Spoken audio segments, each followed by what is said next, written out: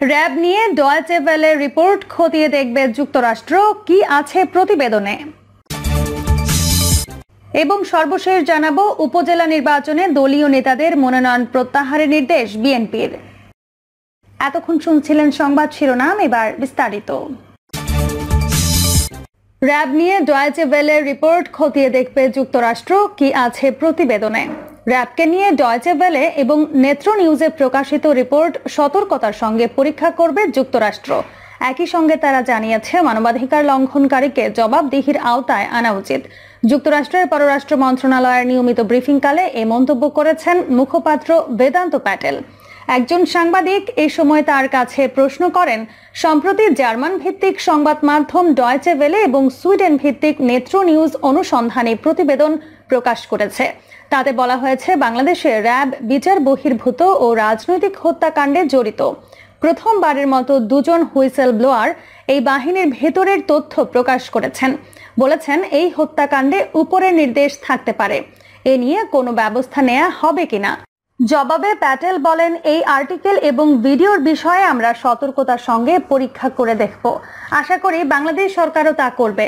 যা উল্লেখ আছে, সেনা এবং পুলিশ সদস্যদের সমন্বয়ে গঠিত র্যাবকে নিয়ে কয়েক মাস ধরে ডয়েচে ভেলের ইনভেস্টিগেটিভ ইউনিট এবং সুইডেন ভিত্তিক নেত্র নিউজ যৌথ অনুসন্ধান চালিয়েছে। প্রতিষ্ঠার 2 দশক পর এই প্রথম এই বাহিনীতে কাজ করা 2 সদস্য এই ডেথ স্কোয়াড এর ভেতরের তথ্য জানালেন। সাম্প্রতিক বছরগুলোতে তাদের র্যাবের বিভিন্ন ইউনিটের কমান্ডার হিসেবে নিয়োগ দেওয়া হয়েছিল। তাদের পরিচয় এবং নিয়োগের ইতিহাস নিশ্চিত করা হয়েছে, কিন্তু তাদের নিরাপত্তা নিশ্চিত করার জন্য তাদের চিহ্নিত করা যায় এমন সকল তথ্য গোপন রাখা হচ্ছে। একজন হুইসেল ব্লোয়ার জানিয়েছেন, র্যাব যদি জানতে পারে যে তিনি গণমাধ্যমের সঙ্গে কথা বলেছেন, তাহলে তিনি যে বাহিনীতে কাজ করেছেন সেই বাহিনী তাকে মেরে ফেলতে পারে। ডয়েচে ভেলে তাদের স্বীকারোক্তির সত্যতা যাচাই করেছে এবং বিশেষজ্ঞ, মানবাধিকার কর্মী এবং অন্যান্য সূত্র যেমন পুলিশ এবং পোস্টমর্টেম প্রতিবেদন, বিভিন্ন মামলার তথ্য ভাণ্ডার এবং একটি বিচার বহির্ভূত হত্যাকাণ্ডের অডিও রেকর্ড যাচাই করার মাধ্যমে এই বিষয়ে নিশ্চিত হয়েছে। এই 2 তথ্যদাতার দেয়া প্রতিটি তথ্য স্বাধীনভাবে যাচাই করা সম্ভব হয়নি। দুজনেই জানিয়েছেন, কাগজপত্রে কোনো প্রমাণ যাতে না থাকে সেজন্য গোপন এই অপারেশনগুলোর দায়িত্ব দেয়া হতো মৌখিকভাবে। আলাদাভাবে নেওয়া সাক্ষাৎকারে মূল বিষয়গুলো নিয়ে দুজনেই একই ধরনের বক্তব্য দিয়েছেন। তাদের সাক্ষ্য থেকে পদ্ধতিগত মানবাধিকার লঙ্ঘনের একটি চিত্র পাওয়া যায়। অপহরণ থেকে নির্যাতন এবং বিচার বহির্ভূত হত্যাকাণ্ড পর্যন্ত ঘটনাগুলোকেও বলতে গেলে দায় মুক্তি দেওয়ার মাধ্যমে ধামাচাপা দেয়া হয়।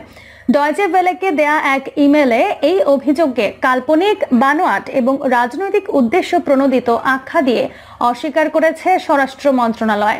বলা হয়েছে, এমন কোনো অভিযোগ পেলে মন্ত্রণালয় যথাযথভাবে একজন স্বাধীন ম্যাজিস্ট্রেটের মাধ্যমে প্রতিটি ঘটনার তদন্ত করে। তদন্ত প্রতিবেদন অনুসারে অভিযোগ সত্য নয় বলে মনে হচ্ছে। ডয়েচে ভেলেকে সাক্ষাৎকার দেয়া এই 2 ব্যক্তি বেশ কিছু অভিযোগ করেছেন। তাদের দেয়া তথ্য অনুযায়ী সরকারের গুরুত্বপূর্ণ ব্যক্তিরা রাজনৈতিক স্বার্থে এই অভিজাত বাহিনীকে ব্যবহার করেন। অভিযোগ রয়েছে, সর্বোচ্চ কর্তৃপক্ষ থেকে এসবের অনুমোদনও দেয়া হয়। লক্ষ্যবস্তু যদি রাজনৈতিক ব্যক্তি হয়, তাহলে কেবল উচ্চ পর্যায়ে সুস্পষ্ট অনুমোদনের পরিপ্রেক্ষিতে এটি বাস্তবায়ন করা হয়। সাক্ষাৎকার দেয়া এক ব্যক্তি বলেন, এসব ক্ষেত্রে সিদ্ধান্ত সর্বনিম্ন স্বরাষ্ট্র মন্ত্রণালয় থেকে আসবে বা স্বরাষ্ট্রমন্ত্রী এই আদেশটা প্রদান করে থাকেন। অন্য সাক্ষাৎকার দাতা বলেন, প্রধানমন্ত্রীর অনুমোদন ছাড়া স্বরাষ্ট্রমন্ত্রী এমন কোনো নির্দেশ দিবেন বলে মনে হয় না।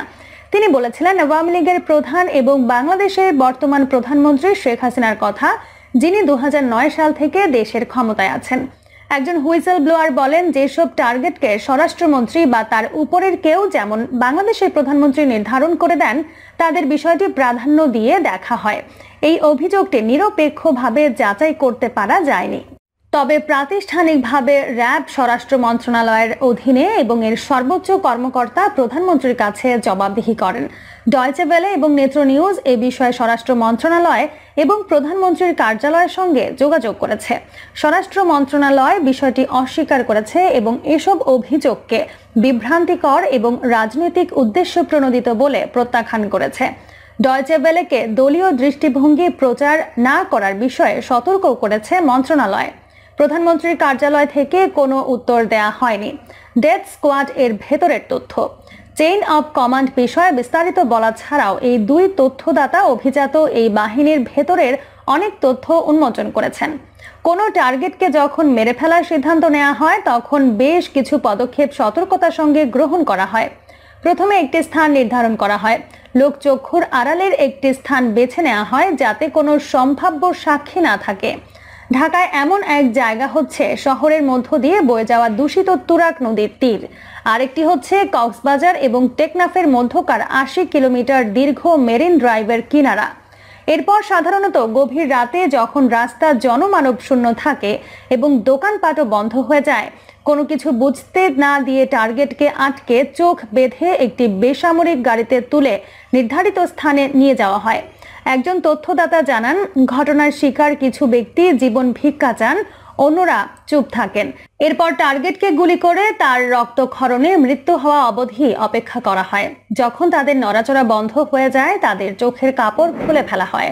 কোনো চিহ্ন না রাখার জন্য চোখ বাঁধা হয় নরম কাপড় দিয়ে। এরপর তাদের হাতের বাঁধনও খুলে ফেলা হয় বলে জানান একজন তথ্যদাতা। এরপর দৃশ্যপট সাজানো হয়। কি গল্প বলা হবে তার উপর নির্ভর করে নিহতের শরীরে নানা প্রমাণ সাজিয়ে রাখা হয়।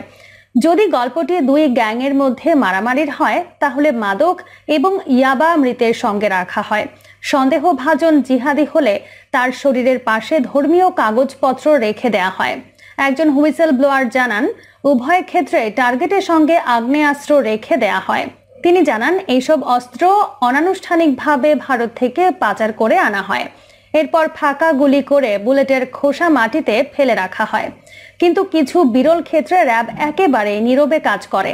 ভিকটিমদের তুলে নিয়ে কোনো চিহ্ন রাখা হয় না। কখনো কখনো কয়েক সপ্তাহ, কয়েক মাস, এমনকি কয়েক বছর পর্যন্ত তাদের কোনো খোঁজ পাওয়া যায় না। এইসব ঘটনাকে গুম বলে উল্লেখ করা হয়। বাংলাদেশ জুড়ে এখনো শত শত মানুষ এভাবেই নিখোঁজ রয়েছেন। রক্তাক্ত ইতিহাস। এমন এক সময় এই বাহিনী প্রতিষ্ঠা করা হয় যখন মার্কিন যুক্তরাষ্ট্র এবং তার মিত্ররা 2001 সালের 11 সেপ্টেম্বরে ওয়ার্ল্ড ট্রেড সেন্টারে আক্রমণ সামলে ওঠার চেষ্টা করছিল। সন্ত্রাসের বিরুদ্ধে বৈশ্বিক লড়াইয়ে তখন ওয়াশিংটন প্রচুর অর্থ বিনিয়োগ করছিল। 2004 সালে প্রতিষ্ঠিত এই বাহিনীতে বাংলাদেশের সেনাবাহিনী এবং পুলিশ বাহিনী থেকে সদস্যদের নিয়ে একসঙ্গে অপরাধ এবং সন্ত্রাস দমনে নিযুক্ত করা হয়। এই বাহিনীতে 13,000-এর বেশি সদস্য রয়েছেন যাদের ইউনিফর্ম, মুখোশ, এমনকি কালো সানগ্লাসও সরবরাহ করা হয়। র্যাব প্রতিষ্ঠা করা হয়েছিল যে উদ্দেশ্যে, সেটি তারা ভালোভাবেই করছিল। ওয়াশিংটন ভিত্তিক উইলসন সেন্টারের সাউথ এশিয়া ইনস্টিটিউটের প্রধান মাইকেল কুগেলম্যান বলেন, বাংলাদেশে খারাপ লোকদের চিহ্নিত করার ক্ষেত্রে নির্মমভাবে দক্ষ সন্ত্রাস বিরোধী দল হিসেবে পরিচিত হয়ে উঠেছিল এটি। বাংলাদেশ এর আগে কয়েক বছর সন্ত্রাসবাদের কারণে ভুগছিল। ডয়েচে ভেলেকে দেয়া লিখিত উত্তরে মার্কিন দূতাবাসের এক মুখপাত্র জানান, সন্ত্রাস মোকাবিলায় যখন র্যাপিড অ্যাকশন ব্যাটালিয়ন প্রতিষ্ঠা করা হয়েছিল, মার্কিন যুক্তরাষ্ট্র তখন তাদের প্রশিক্ষণ এবং অস্ত্র দেওয়ার ব্যাপারে ভূমিকা রেখেছে। এটা কোনো গোপন তথ্য নয়। তবে তিনি জানান, মানবাধিকার লঙ্ঘন বিষয়ক উদ্বেগের কারণে 2018 সালের জানুয়ারি থেকে এর অর্থায়ন বন্ধ করা হয়েছে। মানবাধিকার কর্মীদের তথ্য মতে 2009 সালে বর্তমান সরকার ক্ষমতায় আসার পর থেকে 2021 সাল পর্যন্ত 700 জনের বেশি মানুষকে হত্যা করেছে র্যাব। 2018 সালে বাংলাদেশ মাদকের বিরুদ্ধে যুদ্ধ ঘোষণা করার পর হত্যার ঘটনা সর্বোচ্চ পর্যায়ে পৌঁছায়। এক তথ্যদাতা জানান, শুরুতে কোনো প্রক্রিয়া অনুসরণ না করেই মাদক চোরাচালানকারীদের হত্যা করা হতো।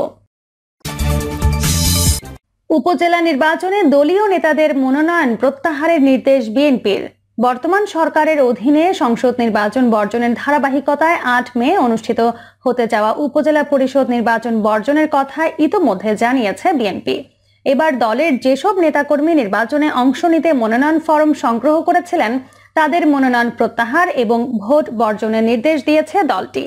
বিএনপি নেতারা বলছেন, বিএনপি দলীয়ভাবে ভোট বর্জন করলেও তৃণমূলে দলের 40 থেকে 45 জন প্রার্থী ভোটে থেকে যায়। তাদের মনোনয়ন প্রত্যাহার করে নিতে দলের দায়িত্বপ্রাপ্ত সাংগঠনিক সম্পাদক অনুরোধ করেন। এরপর দলের কেন্দ্রীয় দপ্তর থেকে প্রত্যাহারের নির্দেশ দেয়া হয়। ইতিমধ্যে অনেকে মনোনয়ন প্রত্যাহার করেও নিয়েছেন। আগামী রোববার বাকিরা প্রত্যাহার করে নেবে বলে আশা করে বিএনপি। এই প্রসঙ্গে বিএনপির সিনিয়র যুগ্ম মহাসচিব রুহুল কবির রিজভী বলেন, আমাদের সাংগঠনিক সম্পাদকরা জেলা উপজেলা পর্যায়ে কাজ করছে। আমরাও কেন্দ্র থেকে ফোন করে প্রার্থীদের সঙ্গে কথা বলছি। অনেকে ইতোমধ্যে মনোনয়ন প্রত্যাহার করে নিয়েছেন। এখন খুব বেশি নেতাকর্মী ভোটে নেই। প্রিয় দর্শক, এই ছিল এখনকার সর্বশেষ সংবাদ। আপডেট সব সংবাদ পেতে চ্যানেলটি সাবস্ক্রাইব করে বেল আইকনটি ক্লিক করে রাখুন।